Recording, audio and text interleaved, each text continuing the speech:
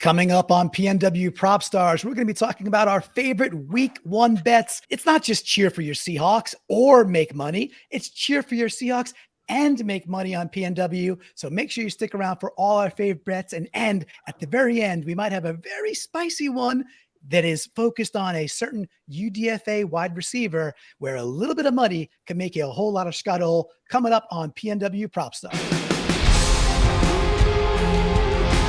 Welcome to PNW Prop Stars, the only Seahawks only gambling show in the multiverse. We are fired up because this is week one. PNW Prop Stars, we focus on the Seahawks games every single week, but in a net new way. We look at the gambling, we look at the props, we look at the over-unders, and we bake it all up for you. So not only can you get next level Seahawks analysis, but you can make some money while cheering on your favorite team. I'm bringing back the same crew from last year because last year, all three of us were in the money for the season. Why? Because we know this team better than any other team in the NFL. So why not make some money while we're watching our favorite team do our thing? Adam, welcome back from Montana. Dude, I know it's early AM. Are you fired up for some PNW Prop Stars year 2, week 1 versus the Lambs? How you doing, dude? Yeah, I'm going to try to work through my hangover and pretend that, yes, I'm fired up. I'm fired up. I got a little too fired up last night with 21-year-olds at a bachelor party. That was, I'm too old for that. Catfish! I should know better. But what I'm not too old for, Clinton, is to make some catfish money this year and to take Wilson down after he took the crown last year. I've got some bets that I don't love them like I did last week, but it's going to be a good start for the year, I think. I love it. So for those watching on YouTube, hope you are, youtube.com/Seahawkers podcast. You can see Adam's disheveledness right now. I mean, he looks okay, but I mean, you got to be honest, Adam, you look a little pale today, bud. You look a little pale, little vitamin D, get out into the Montana sun. A gentleman who is not looking pale, who's looking svelte, our very own Pat McAfee. You got to be watching on YouTube to get out, that one. Out. That's it. He's got it rocking. The Princetonian of parlays himself, Wilson Conn, also our year 1 PNW Prop Star champion. Here he is. Wilson, welcome back to year 2. Hope the summer was great. Hope Princeton's doing awesome. How you doing this year, dude? Well, I'm trying to survive this heat right now. That's sort of the main. I'm trying to get the guns out as well, but that's one of the main reasons I got the basketball jersey on right now. But yeah, ready to defend my crown. Don't expect too much difficulty. So see if you guys can put up a fight. Yeah, I think this year we are all coming for the crown. By the way, is that a Timberwolves jersey? Is that what you're rocking? Yeah, it's a T-Wolves. Nice. Not a fan of the team, but cool little old school design. Yeah, so. Absolutely. That's when Adam and I were used watching the T-Wolves come into the league. All right, so PNW Prop Stars. How does it work? Might be your first time here. It is part of the Seahawkers podcast network. You're going to get this right in the same stream. Making sure you subscribe. Make sure you like. Hit us up on gettingtheflock.com so you can join us in the Discord. We'll talk about that in a little bit later. Also the Facebook Ring of Honor, all the places the Flockers hang out. PNW Prop Stars, again, focused on the gambling aspects, but with the twists of the analysis of why we think these bets will come through. We do 3 normal bets, bet 1, bet 2, bet 3, $10 a pop. We'll go through those. And our very last bet we call the Fail Mary. It's a $1 Sunday scratcher. And the only rule with that one is it has to be plus 1,200 odds or longer for it to qualify for the Fail Mary. So let's get right to it. Just like golf, we got to give honors to the winner. Wilson, bet 1, week 1 versus the Rams. Where you going? Why are you going there? Well, I saw this one, and the way the money was moving on this one was very interesting to me, and I was inclined to move against the money here. This was on the field goals made prop. The line's at 1.5 for Jason Myers, but the money was curiously moving to the under at minus 125, whereas the over was only at minus 105. I was intrigued to take the over, not only because of those odds, but also because you tend to see a lot of field goals in divisional games, especially our history against the Rams. I was just taking a peek last year, 16-19, 23-27. You go back in the history, 26-17, 9-20, 23-16. These are games that are a little bit ugly, a little bit scrappy. You're not going to see 60 points go up on the board, a lot of touchdowns. And at those odds, minus 105, I was pretty intrigued to take Myers over 1.5. I don't really see where else you put the line if you're an odds maker. I mean, you can't really put it at 2.5. That would just be bleeding money. But I would expect at least 2 field goals from Myers in this game. I like it. I think it's going to be some points because we'll talk about that in a little bit. Don't want to steal your thunder. Adam, quick reaction. Do you think Myers is chipping 2 through the uprights for a total of 6? Not only do I think that was going to be my first down bet. So there you go. You couple take things it. that I would just add on to what Wilson said about that. And I do have a second first down bet for you, though. I've got a backup just in case. Remember, hey, real quick though, you don't got to back it up here. We could bet all 9 the same. We don't discuss beforehand. Your bets are your bets, right? So yeah, it's all good. So the only other thing that I'd add to what Wilson said, because all those reasons for sure, is that it's the first 4 weeks of the season for me. It's hard to really gauge, who's good, who's not, who's playing well, what the tendencies are for every team, all that. It's a feeling out period. And something as simple as kicking a couple field goals, like, all right, that's an easy bet, especially when it's close to even money. Yeah, that stuck out to me. Yeah, I dig it. It makes a ton of sense. So bet 1 and bet 2 for Wilson and Adam, or sorry, bet 1 for Wilson and Adam, the first and second dudes are the same. That was Myers, more than 1.5, meaning 2 field goals because you can't get a half field goal at -105, pretty much even money. And that's basically Vegas saying, we think this will probably happen. And pretty good start there. I like it as well. I went somewhere else for my first bet. So where I went, I looked usually, guys, last year, I would try to find something of like an opponent prop bet that I really loved because we have things that were exposed last year, right? So our linebackers can't cover tight ends, or our run defense wasn't quite good. Or really stunk. I wasn't really enthralled with any bets that would be like anti-Seahawks or pro Rams for this week. So but I did find a couple of juicy ones that I really liked that were Seahawks bets. My first one here, it's at -115. It was up both on FanDuel and DraftKings. -115 on DraftKings, so I'll take the slightly better odds. Geno Smith over 13.5 yards rushing the football. And there were some sincere reasons I like this. First of all was my gut instinct.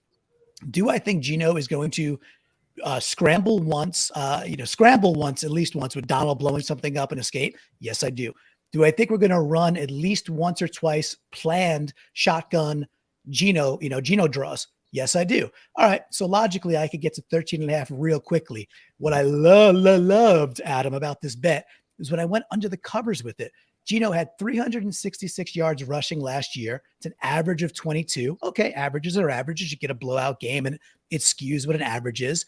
But go a little bit deeper. 11 times out of 17 games, Geno hit this prop last year. All right, go a little bit deeper. 7 out of 8 times at home last year, Geno went over this, and usually well over it.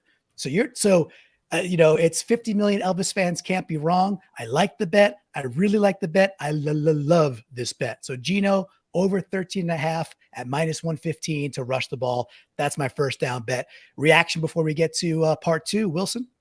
Love it. Love the numbers you have to back it up there. I was initially skeptical, but once you threw those numbers at me, they don't lie. So there you go. Sold them. All right, Adam, any reaction on anything bet 1 before we go to bet 2? Yeah, the Geno rushing bet, one of the things that I think plays in its favor, besides all those amazing stats that you threw at me, Stat Nerd, is that it's going to be a first game of the season kind of game. Everybody's trying to get on the same page. There's going to be some broken plays here and there, and Geno's going to have to do something with his legs. I think that makes it even more likely than all those amazing stats point to. So good first down bet by you. Thank you. You were at a bachelor party till 3 a.m. I was nerding out on my couch, digging deep for episode 1 because we gotta give what the folks want. Oh, by the way, real quick before we get to bet 2, there is a gentleman in our Discord. Remember, Discord is a perk. Gettingtheflock.com, a few bucks a month, you get to hang out in the Seahawkers Pod Discord, and we have channels for What If, channels for PNW Prop Stars. We got Witherfork, who's from Australia, who has said if as a community, as a conglomerate, if we 3 come in the money, just got to break 1 penny over break even for the year, that he will donate, I think it was 150 Australian dollars, which I think that's still pretty darn good, back to the Seahawkers podcast. So we are in it to win it together all year long. So yes, we'll be pitted against each other, but we'll have a rooting interest as a communal affair too, which is nice. All right. Bet number 2, Adam, you are up on it. What you got for us? All right. So going with the theme of this being a disjointed Rams game, as they always are, plus a first game of the year sort of situation. My bet, I've never loved this bet, but it seems to make sense this week to me. In either team to score 3 unanswered times, I'm going with the no for plus 140, just because I think it's going to be a back and forth tight game that is, I just don't see one team really getting on a roll and having a great day. That's just my gut feeling on it. So 3 unanswered scores, no, plus 140. It seems like a lot with this type of, I agree, to get paid 140 also. So Vegas is saying, no, it's probably going to happen, right? They think it will happen. These teams, the history of even going back to the Jeff Fisher days of stupidly tight games for no good reason whatsoever. I don't see that maybe not persisting, right? So that should continue. So I like that. Wilson, any reaction before I take my second? Well, Adam, I'm glad you learned from a bet that I believe you took last year, which was, yes, and I'm not sure if it was the Rams game, but it was the opposite side of that one, because actually 2/3 of games see 3 consecutive scores by at least one team. But wow. I agree with you on this one. I don't buy really hot runs of offense. I mean, that kind of ties into my first bet as well. So I'm on board with that one. And again, great payout, like Clinton was saying. Yeah, plus 140 is good money. And for folks who are new to it, if you bet $10, you're winning $14, right? So that's the plus 140 part. And that could get a little confusing sometimes. So always good to repeat. All right. My bet too, not going to repeat on this one. I don't even think I found this bet at all last year, but I liked it. So this one is Q4. So just in Q4, Seattle giving 1.5 points in Q4 at plus 116. Boys, I have one question for you. Well, maybe several questions in like a Russian nest doll. Can you win the game in the first quarter? No. Can you win the game in the second quarter? Don't think so. Can you win the game in the third quarter? Not quite. Can you win the game in the fourth quarter? Yes. Catfish! Right, you can't. Catfish! Right. Yeah. Exactly. And this is a thing we preach, is fourth quarter, winning in the fourth quarter. So I do expect a fairly tight game. I expect Seattle to pull away in the fourth quarter. Seahawks minus 1.5, and you're going to pay me money where I'm cheering on my couch, plus 116. I like that bet. No other stats beyond the fact that this is Pete's freaking philosophy, and we're favored to win. So we should win this one as well. All right, Wilson, over to you for bet 2. What do you got? Well, I know you're dodging the Rams bets this week, Clinton, but I actually saw one that I wanted to take one side of the bet. I went and did some research to see if I could back it up, and it actually changed my mind. Ooh. So we know Kupp's out for this game. Mm-hmm. Stafford's going to have to look for other white guys on the offense to throw to. We know he's got Skowronek out there, but Higbee has also often been a very good target, especially back in the Goff days. Against us, he had a couple really big games in 2017, 2019. So I was going to take him over 43.5 receiving yards, which is also where the money has moved from minus 120, whereas the under is at minus 110. Mm-hmm. But in the 3 games that the Rams have played against us since Stafford took over, Higbee has had 14 yards, and 33 yards. Mm-hmm. Now, Kupp is out for this game. That obviously changes things. But I'm actually going to go against what I think my gut was here to bet the over on Higbee and actually take the under. Not necessarily because of the payout, but that is a slightly better payout than you would usually get. So I'll take that as a bonus as well. And that's minus 110. Is that right? Minus 110 for under 43.5 receiving yards for Higbee. Got it. And I was looking, the bet that wasn't there either on FanDuel or DraftKings was just total receptions. Like that's the bet I tend to like with receivers. Yards could be a little fickle. I like the bets that are like, okay, get over 3.5 receptions. If I saw that, I would have taken Higbee to still get 4 receptions, but I actually like the under there for all the reasons you stated. Adam, any reaction to the youngins bet too? Well, first, couldn't agree with you more on the receptions versus yards type bets. I like that as well, and you couldn't really find much for that. But as far as the Higbee thing goes, I've been watching that dude for how many years now, like tear us up. And now, Wilson, you said the last 3 games haven't been big numbers, but I brought it up to Brandon a couple days ago on the flagship show that I was like, oh, watch out for Higbee. I think this could be a big day for him. And he poo-pooed me because he's not a Higbee truther, but I think he's actually a hell of a player. I've always really liked him. And I like the bet, especially with no Cooper Kupp and an offense that hopefully has their run game stuffed. And so they're going to have to be throwing the hell out of the football. So we'll see how it goes. Gotcha. And just to be clear, Wilson took the under. It might have broken up for you there. So he's saying under 43.5. So I think you don't like the bet, which means I hate the bet. That's a stupid bet. There you go. Yeah. So always more fun when Adam can pit himself versus Wilson, and I could just sit there and like apparently myself at the same time. Like, now that is an art. All right, we'll get that's great. We'll get over to bet 3. This is mine now. Okay, where you boys were gravitating to Myers over 2 field goals with the plus over 1.5. I saw a different bet that I liked in the Myers vein as well. And again, when I dug a little bit deeper, I said, "Ooh, this is kind of nice." So to get it out there right quick, Myers over 2.5 PATs at plus 120. Okay, what does that mean? It means we got to score 3 touchdowns. It means at least 3 touchdowns. It means we got to go for an extra point all 3 times and convert them versus a 2-point conversion even once, and the bet's blown up. So I understand all that. What I liked about this when I looked at the odds a little deeper is Vegas is telling me that Seattle should score around 28 points. It's right around there for the over under 27.5 is kind of the bet you can make for just Seattle points. All right. If we're at 27 points, 28 points, that probably equates to 3 touchdowns. So I like that. Vegas is telling me that's what should happen. Vegas also says that if I want to take Seattle to score over 2.5 touchdowns as a team, I got to pay minus 195 for that bet. So Vegas is saying, we think Seattle's going to score 3 touchdowns, and then you're going to pay me for Myers to kick through the uprights on extra points. So Vegas seems to think we're going to score 3 touchdowns. So the only variance is, will one time we have to go for 2? The McVay monkey wrench might be like, yeah, sometimes he might screw things up and we have to go for 2. But it's Pete. I think Pete's going to take the points. I think Myers puts it through. I think we score about 30 in this game. I like Myers with three PATs in this game, paying me 120 for bet number 3. Let's see, Adam, what do you think about that before we go to Wilson for his 3rd down? That was my backup bet. And the only reason it was a backup instead of the primary bet was one of the things that this team struggled with last year was red zone efficiency and settled for a lot of field goals. And so they could still get to 27, 28 points. I mean, don't ask me to do the math now by kicking a bunch of field goals as well. So that was the only reason I stayed away from it. But then again, you got a young Rams secondary with a bunch of, rookies and things like that. And the Seahawks did their best work when it came to putting it into the end zone on long bombs from Geno and company.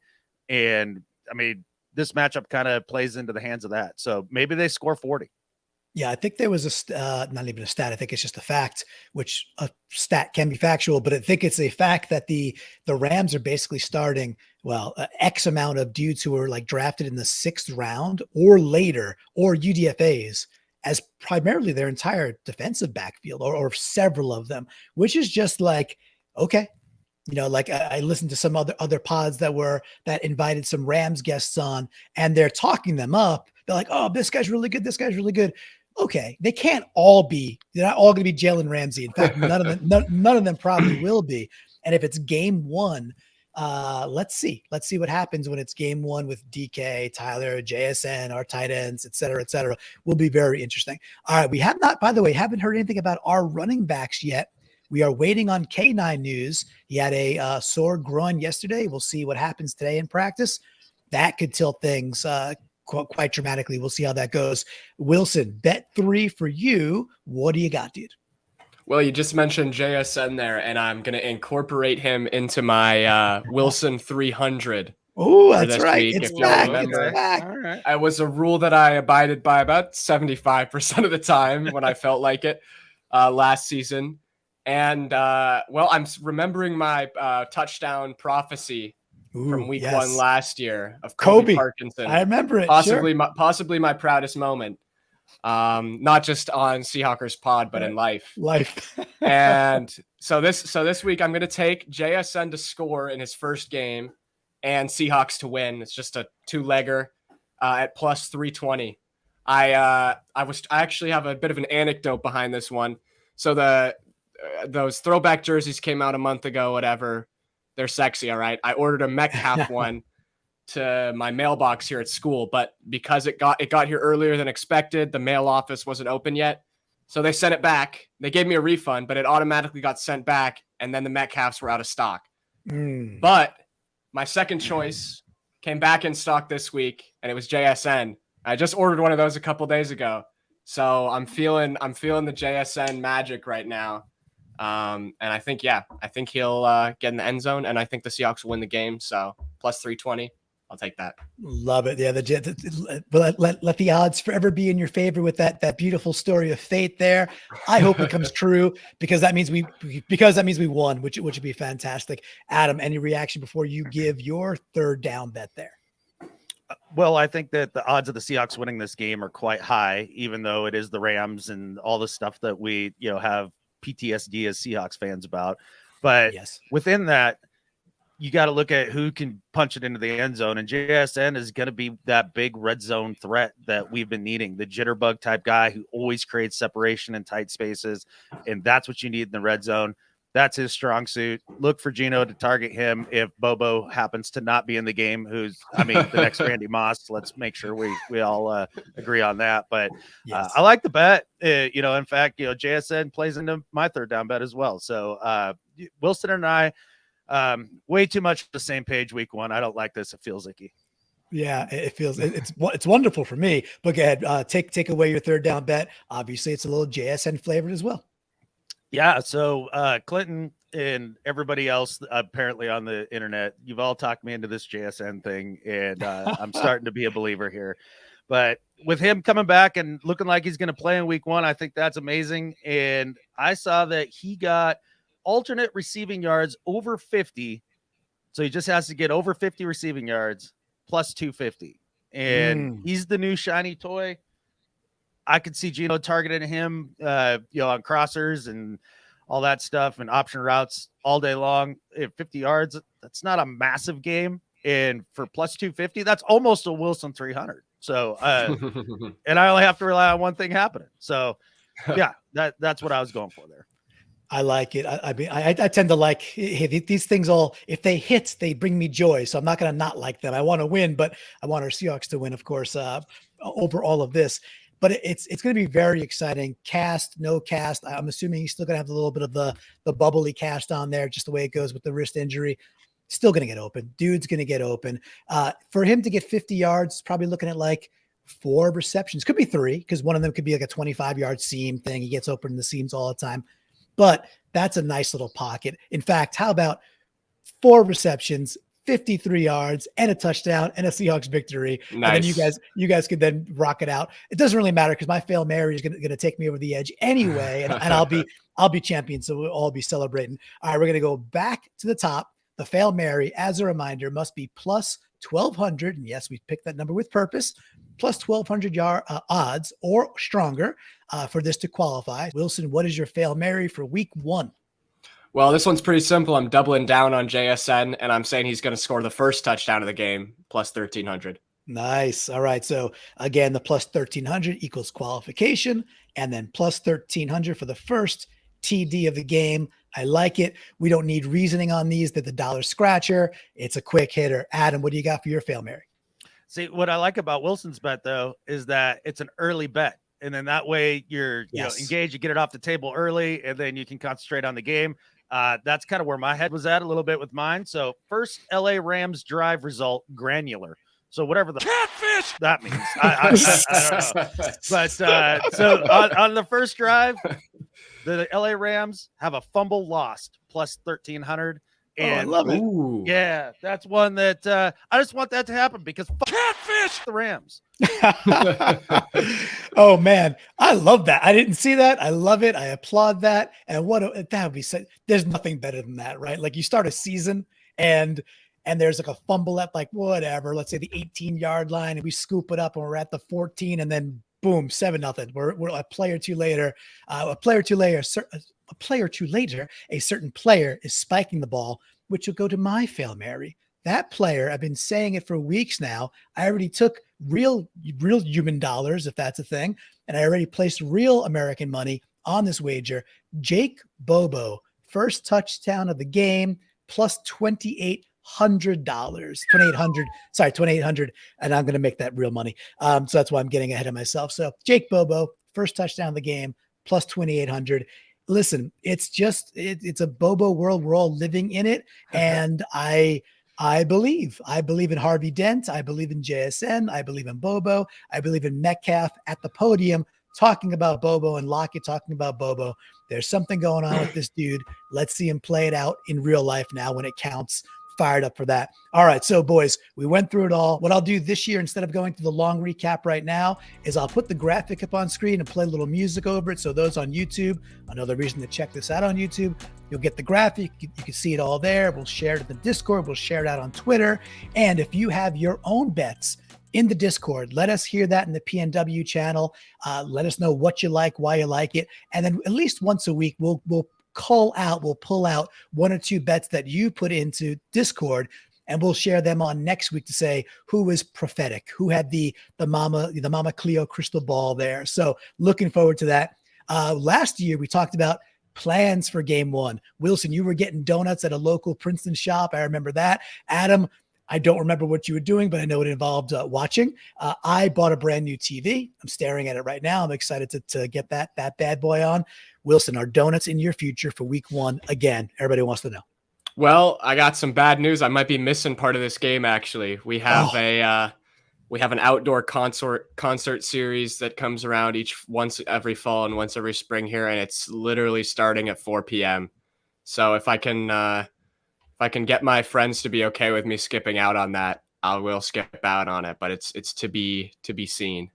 So I have a question that Adam probably is going to ask you. Do you have free will? Are you allowed to say, hey, guys, friends, I'm not going. I've got other plans. Like why must you be there?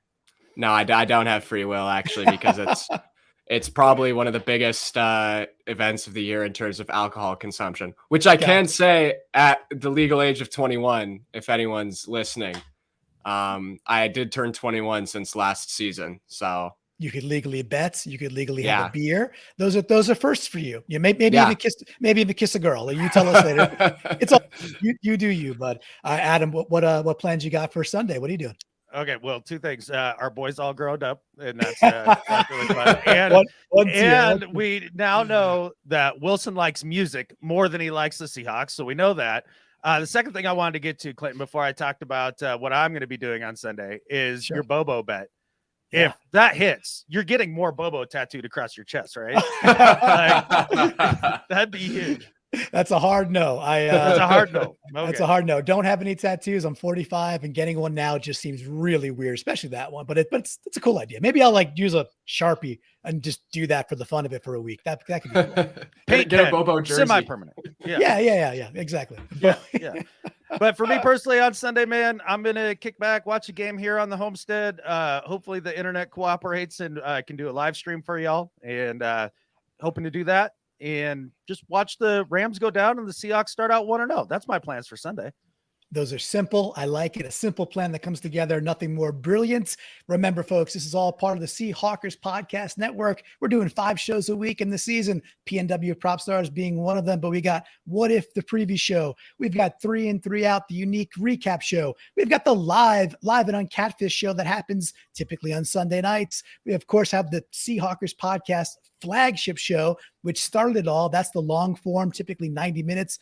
It's always Brandon and Adam, and it's just a joy every single time. So if you love the Seahawks and you want to increase the Hawkra, tell 12-12s, spread the Hawkra, grow this thing, hit the likes, hit subscribe. And if you're going to be putting a little schedule on any of these games and you happen to win, make sure you're telling us about it. We want to celebrate with you because, again, this is not just about cheering our team on. It's about cheering our team on and making money while we do it. Fellas, with that, there's only one thing left to say. Go Hawks. Go Hawks. Go Hawks.